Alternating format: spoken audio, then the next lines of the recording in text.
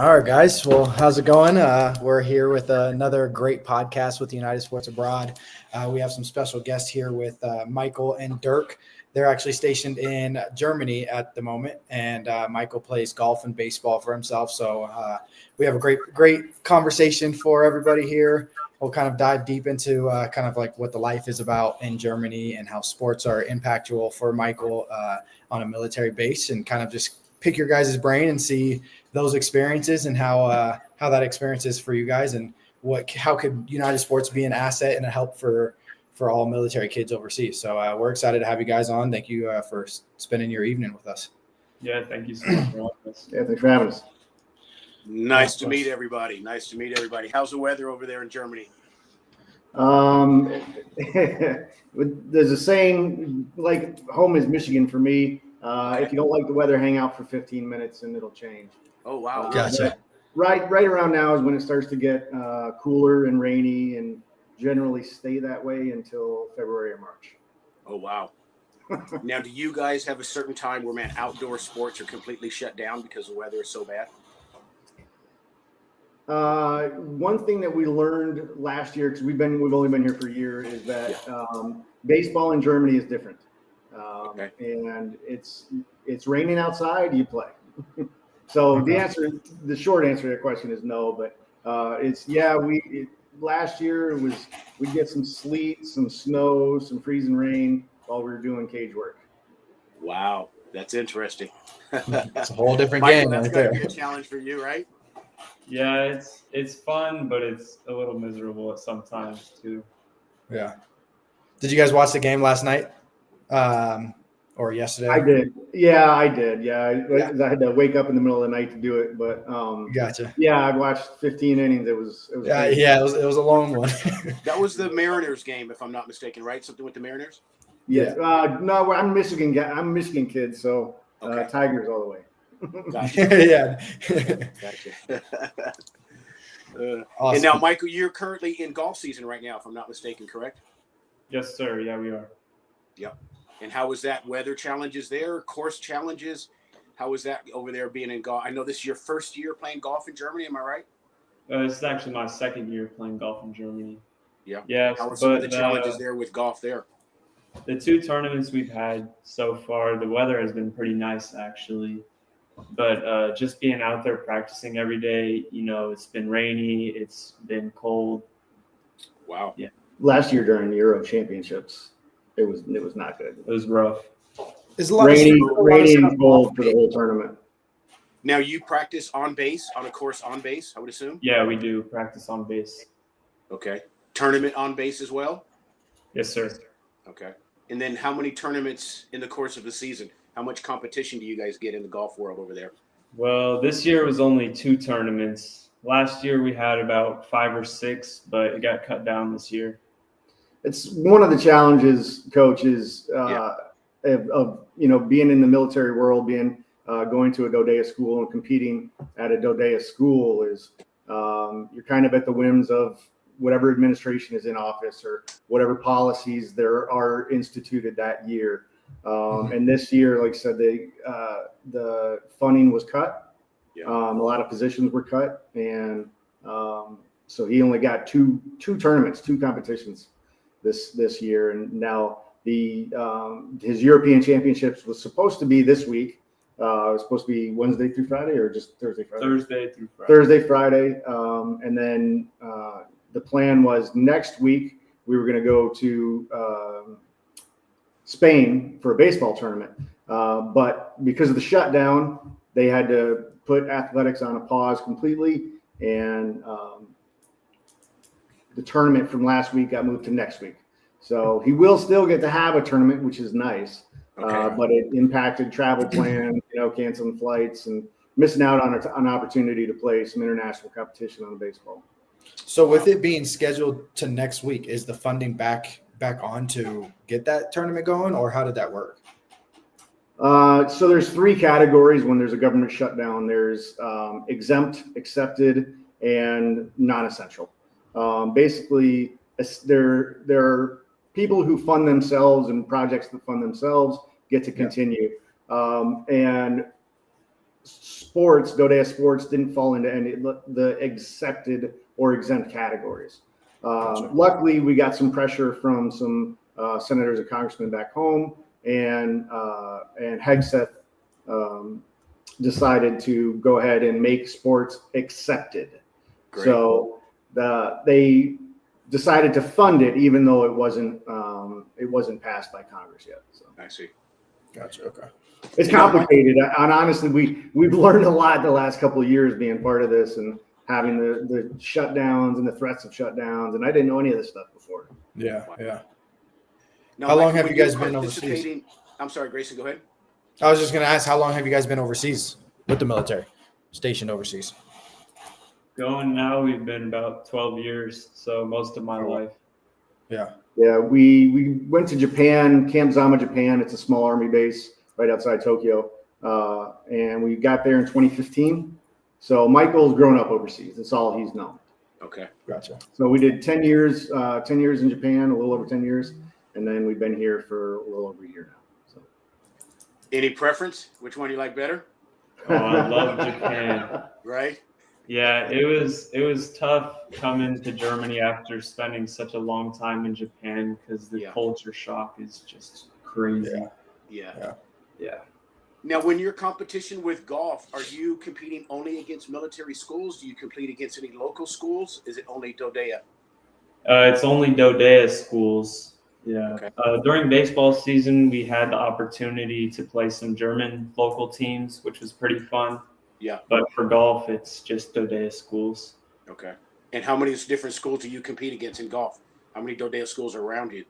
I think for the championship this year, we'll have about 10 schools from all around, some from Italy, some from Spain. Yeah. And where will that be held at? That'll be held here at Ramstein. Nice. Is there any televised, any streaming, any media covering any of that? That championship? I think the most we'll get here is just an article from, what's it called? Stars and Stripes. Stars and Stripes. Yeah. And how many people are on the golf team? How many participants? I think from each team, only the top 4 boys, top 4 girls make the championships here. Okay. That's a completely new world for us. Obviously, we're in the football world, other sports, but man, the golf one is a very interesting thing, man, to learn about, that you guys are getting to participate like that over there. Would you prefer What's your golf favorite, or baseball? Michael? What's your favorite? Are you a baseball guy? Are you a golf guy? Do you have a preference? Well, so they're really different sports. Baseball, it's so competitive. It's a really big team sport. In golf, it's more like you're on your own. You're playing you versus you out there. I love the team aspect, so I just love to play baseball. I grew up playing it back in Japan, and just love it. Moving forward, if you were to play at another level, if you were to play at a collegiate level, is it golf or is it baseball? I think it'd be golf. I like these last couple of years. I've just gotten really good, and I think I definitely want to go that route in college. Okay. Gotcha. What grade are you in now? What class are you in? I am a sophomore this year.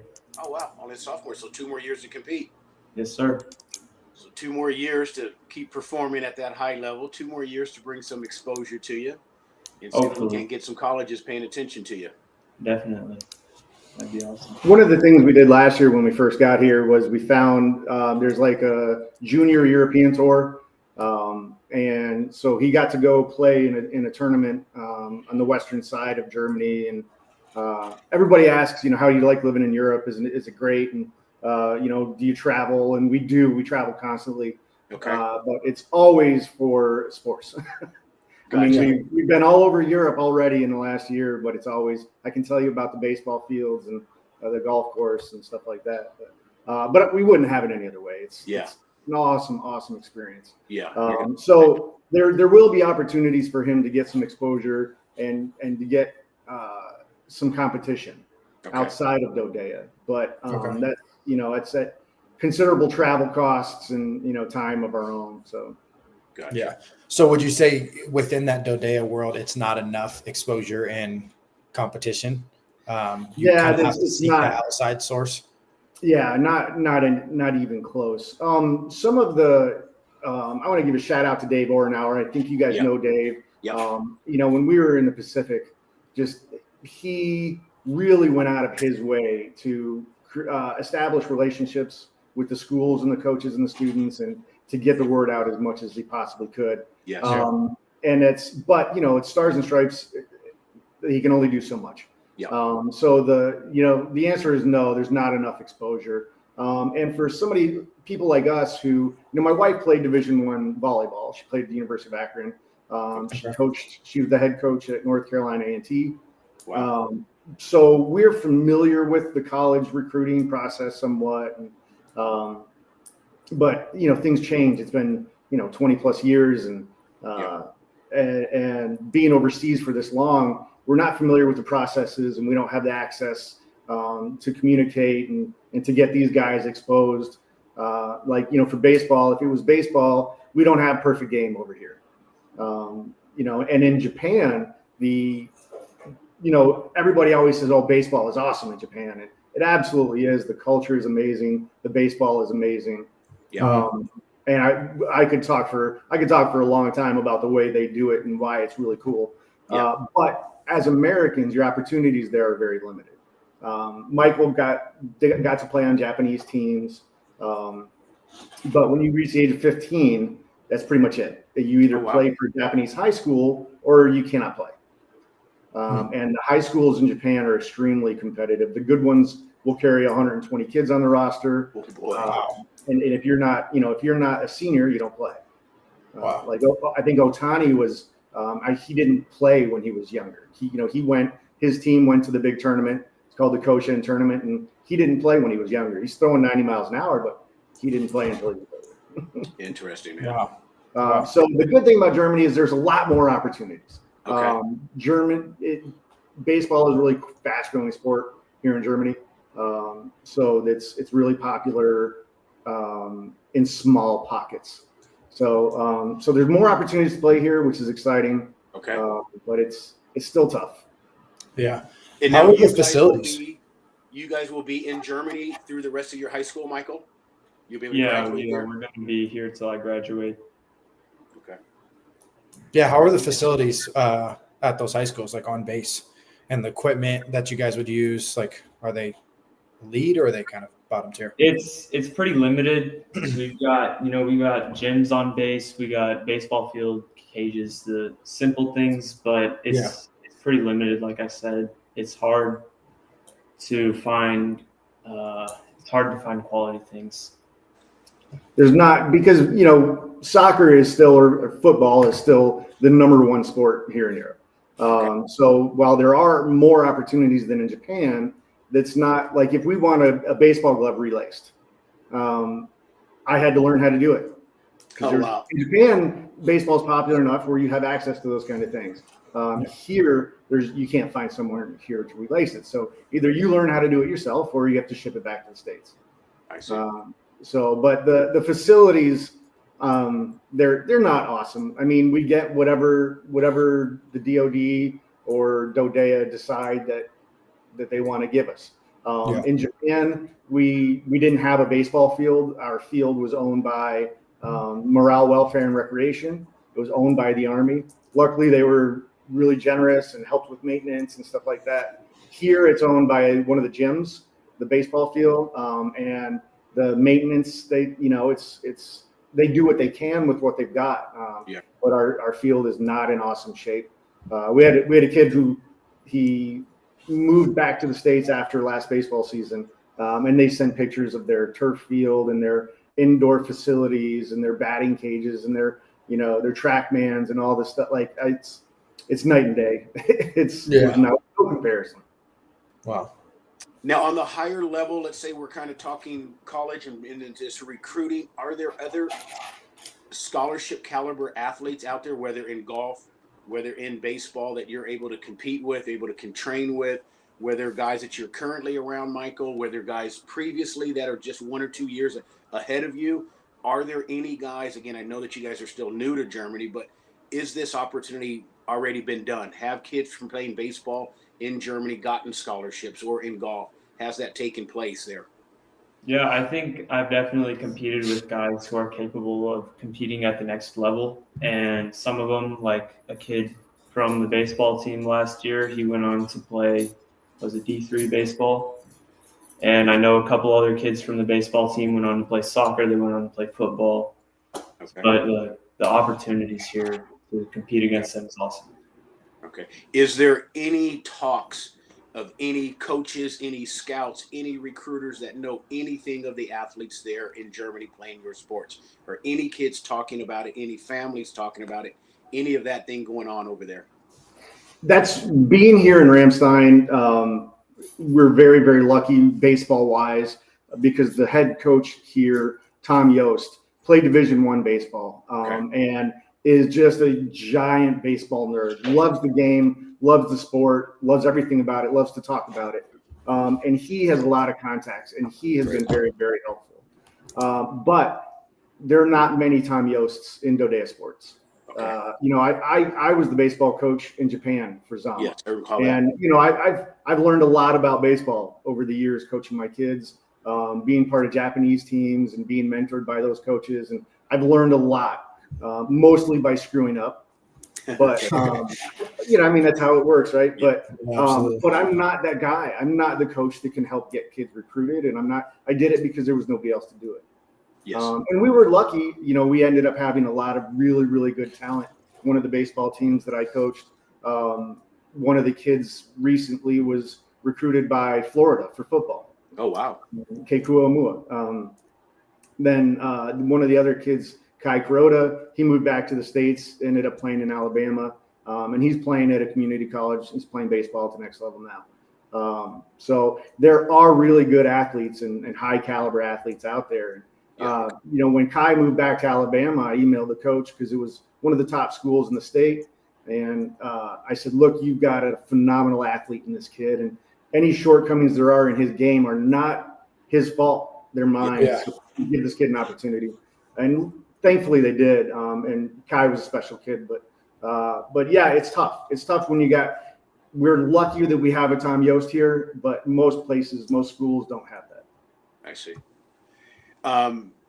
As far as any other coaching opportunities, let's say with golf or even baseball, outside of the head coaches there, is there any other access to top level coaches, whether off base, anything that you guys do online, any online coaching courses, anything else like that you guys are able to receive high level coaching?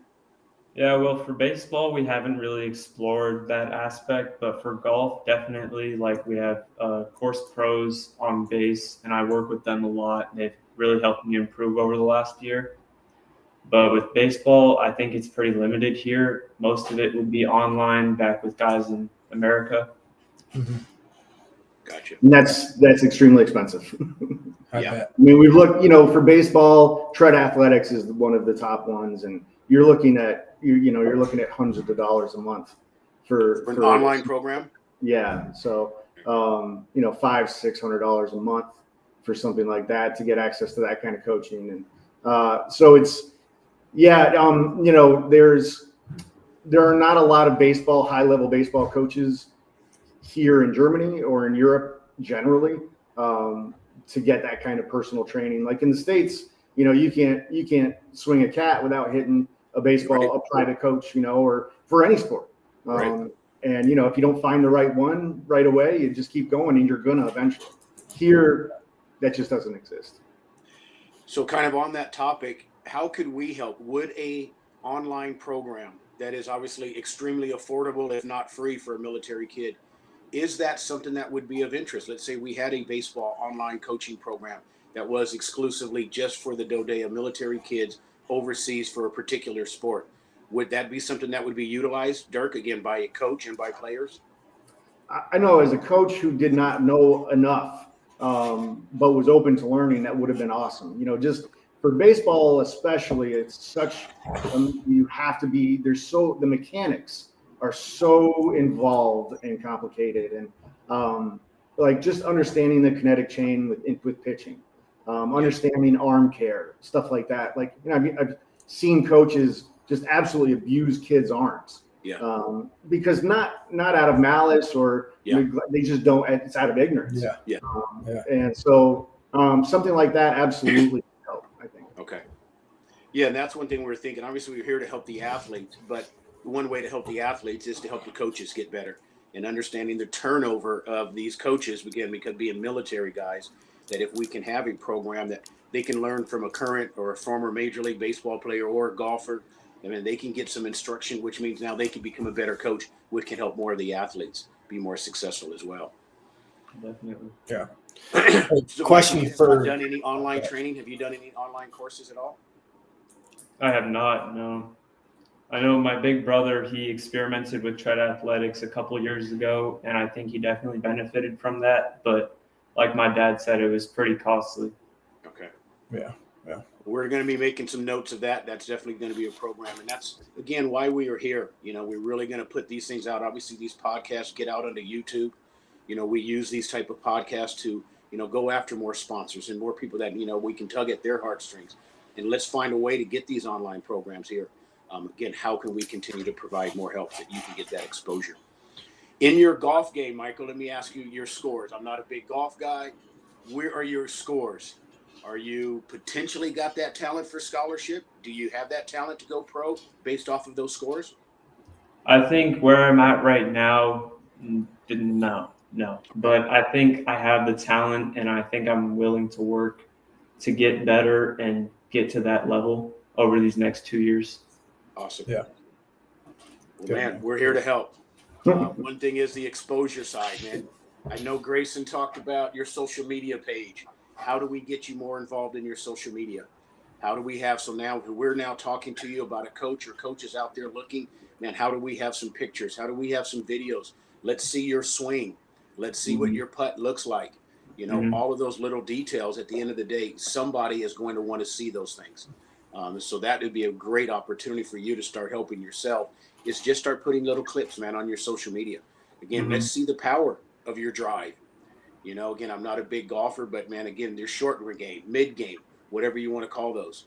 Let's see what your stroke looks like. So now as we're going to start looking for college coaches to start paying attention to you, man, they're definitely going to see those things in comparison to you being completely in the dark, if that makes sense. Definitely. Okay. And so even something simple, from the golf to your baseball, obviously you're trying to impress, the next level eyes. So really think about the quality of it. Does it look like this is potential next level? Don't want to post anything that might make yourself, look susceptible or not really next level. But definitely start getting some more exposure for yourself by just creating some content on your social media page. Yes, sir. And that's the way we can continue to help and promote and start bringing eyes as well. I think that's one thing I'm kind of ignorant of is social media and the best way to utilize it. My wife and I both are. And that's, they use it to, to scroll and communicate with friends and stuff. And because we don't know how to use it as a tool for recruiting necessarily, they have no idea either. So that kind of knowledge really would be very, very useful too. Great. Gotcha. Yeah, I think, Michael, honestly, the biggest platform for recruiting, I mean, Instagram is also big, but majority of the time college coaches are spending their time on X or Twitter. So in the future, I think starting on Twitter, creating, and it's not even like a platform. You don't even make it to connect with friends. It's just your sports page pretty much. So you highlight yourself, you have your bio with your GPA, your weight, your height, all the type of things. I know a lot of coaches spend a lot of time recruiting through Twitter. That way you can post videos, you could post pictures, you could repost different things. So I think that's a good start, kind of where you can go with your social media. Yeah, I agree with that. Yeah. It's just a great resume is what you're creating. At the end of the day, a visual resume. You want to go get a job. Before you're going to get that interview, someone's going to just take a quick glance at your resume first. And does that resume warrant, all right, now let's make an appointment for this interview. And so again, that college coach, their time is very, very limited in their recruiting. And so now they're going to hear about Michael, golfer over in Germany, baseball player over in Germany. Man, let me just do some quick homework really quick. I got about 30 seconds. I got about a minute of my time. Now, let me just go really fast to this young man's social media page. And let me see if he captures my eye. And does he capture my eye with a few of his posts? and now, ooh, all right, let me pay some more attention. But if I go to that page and I'm looking up this young man, Michael, golfer, baseball player, there's nothing there. There's nothing for me to do. I'm moving on to the person.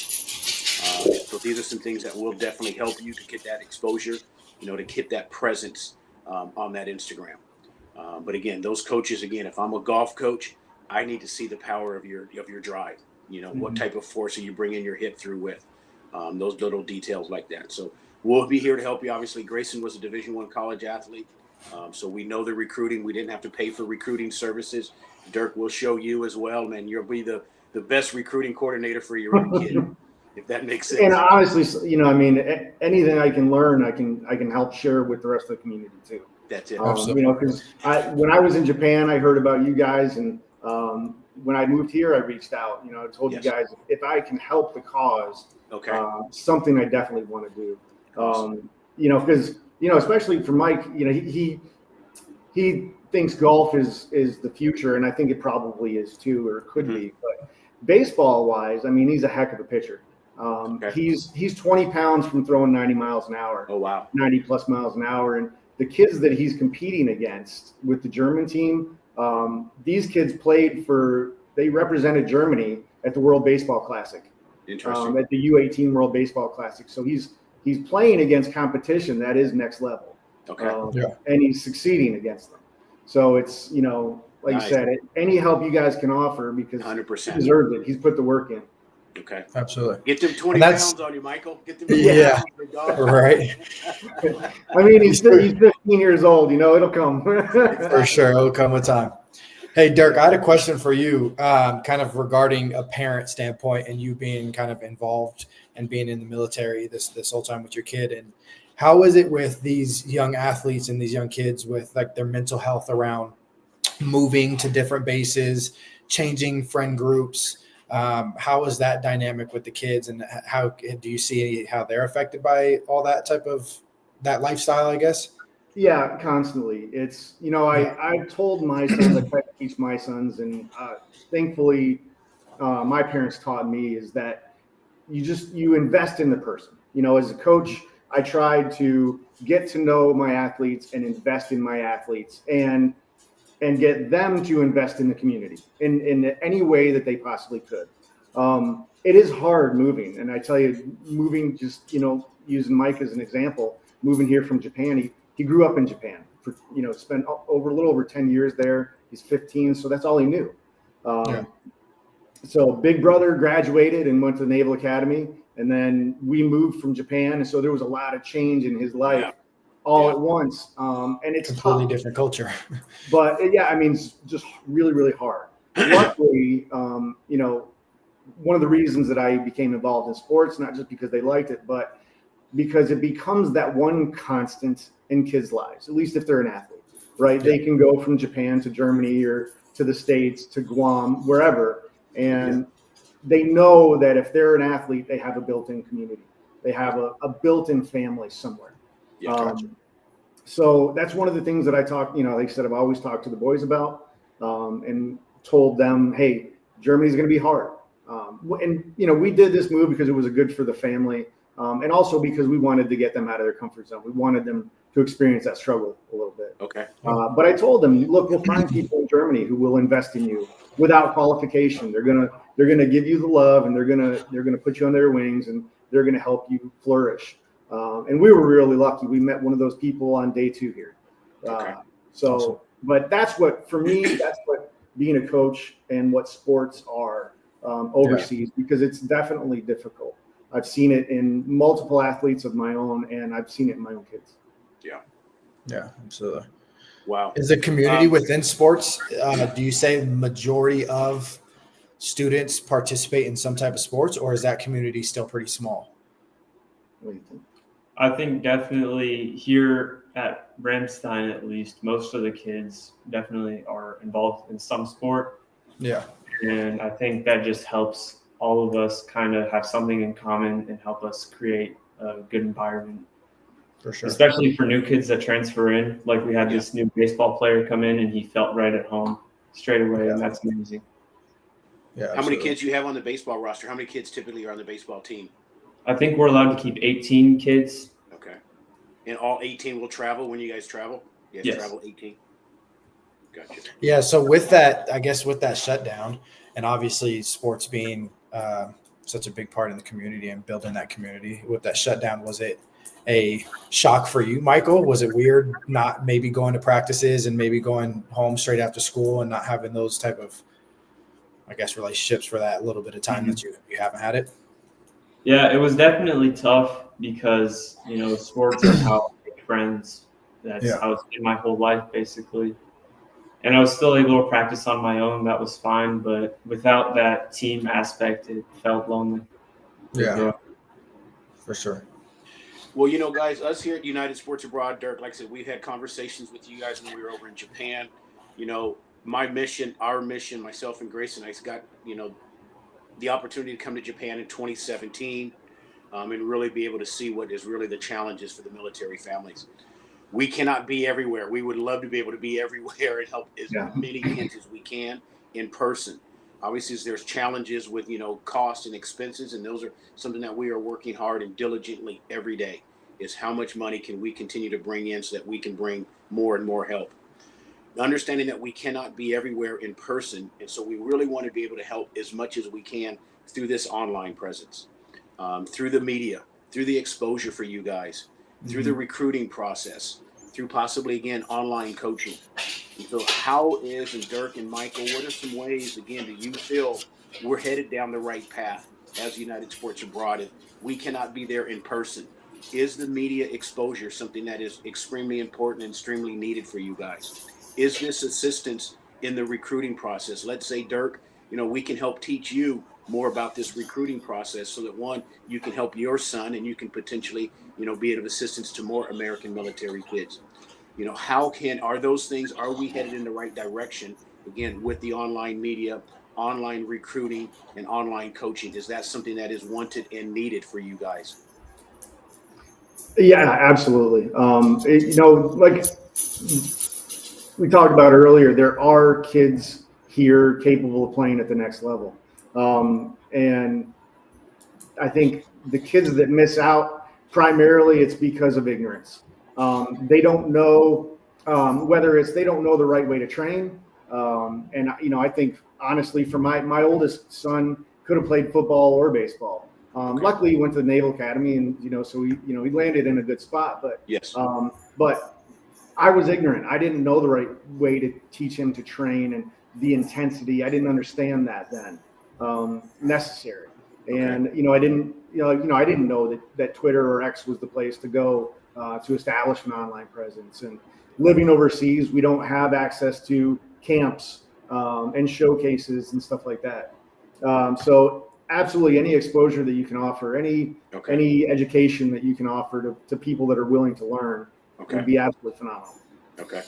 Now, outside of sports, Dirk, from a father perspective and a mentor's perspective, the well-being of the youth, of like the mental health aspect, and like maybe the drug abuse, if there is any of that, or the bullying and stuff, that type of stuff, is that something that these kids struggle with?